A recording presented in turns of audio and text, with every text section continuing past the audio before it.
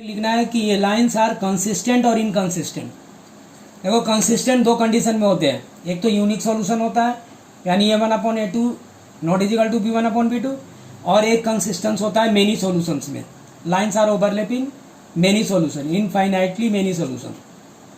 इसमें भी होता है कि A1/A2 is equal to B1/B2 is equal to C1/C2 is equal to 5 और 2x minus 3y is equal to 7। दो इक्वेशन दिए हुए हैं, दोनों इक्वेशनों में चेक करना है कि कंसिस्टेंट है या इनकंसिस्टेंट है। इसके लिए तुम्हें तीनों कंडीशन को याद रखना होगा। एक बार फिर से तीनों कंडीशन को देखो, दिखाना तीनों कंडीशंस को देखो। A1/A2 is equal to B1/B2 तो कंसिस्टेंट होता है। ये एट ए पॉइंट भी बोलते हैं हम लोग। लाइंस इंटरसेक्ट होता है। If A1/A2 is equal to B1/B2 but not is equal to C1/C2 तो लाइन्स आर पैरेलल। लाइन्स भी लिख लेना, लाइन्स आर पैरेलल, दोनों लाइन पैरेलल होंगे। नो सॉल्यूशन होता है और इनकंसिस्टेंट होता है, इनकंसिस्टेंट। तीसरा है तुम्हारे पास कि if A1/A2 is equal to B1/B2 is equal to C1/C2। इसमें होता है लाइन्स आर कॉन्सिडेंट्स, COINCIDENT। लाइन जो होगा ओवरलैपिंग करेगा, इसको डिपेंडेंट कंसिस्टेंट भी कहते हैं। इसका होता है infinitely many solution, infinitely many solution,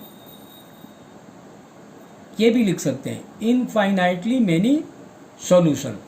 तो अब हमें चेक करना है कि कौन सा कंसिस्टेंट होगा और कौन सा इनकंसिस्टेंट होगा। कंसिस्टेंट फर्स्ट और थर्ड पार्ट कंसिस्टेंट होता है और सेकंड पार्ट नो सॉल्यूशन जो होता है वो इनकंसिस्टेंट होता है।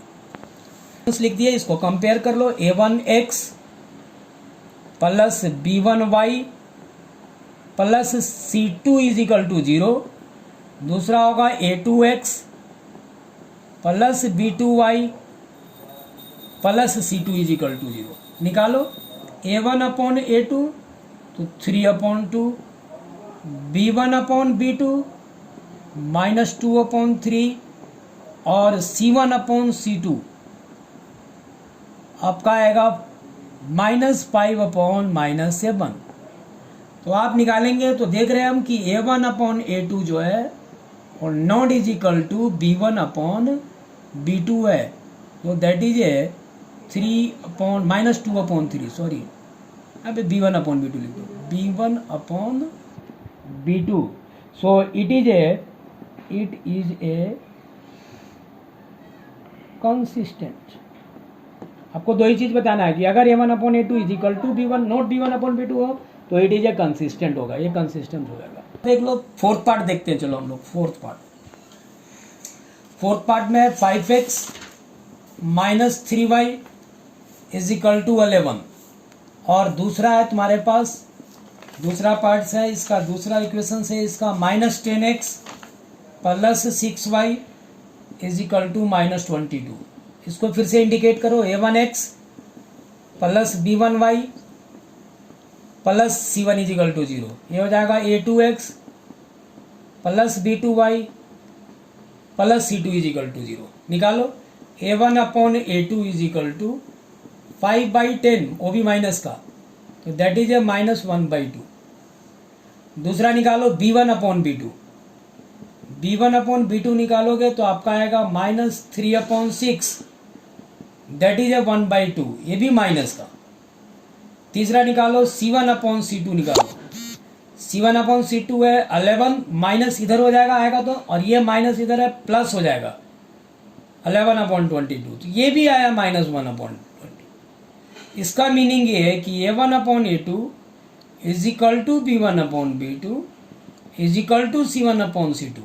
सो that is also a consistence, it is a consistent, क्योंकि ये मेनी सॉल्यूशंस है तो इट इज ए कंसिस्टेंट। मगर ये कैसा कंसिस्टेंट है तुम्हें पता है, ये मेनी सॉल्यूशंस में आता है और इसको हम लोग बोलते हैं, इसका सॉल्यूशन बहुत सारे निकलते हैं इसलिए मेनी सॉल्यूशन है। इसको हम लोग डिपेंडेंट कंसिस्टेंट भी बोलते हैं, तो ये भी कंसिस्टेंट है। नेक्स्ट लास्ट पार्ट हम कर देते हैं, फिफ्थ पार्ट आपका। फिफ्थ पार्ट है 4/3x प्लस 2y माइनस कर दो -8 इज इक्वल टू 0।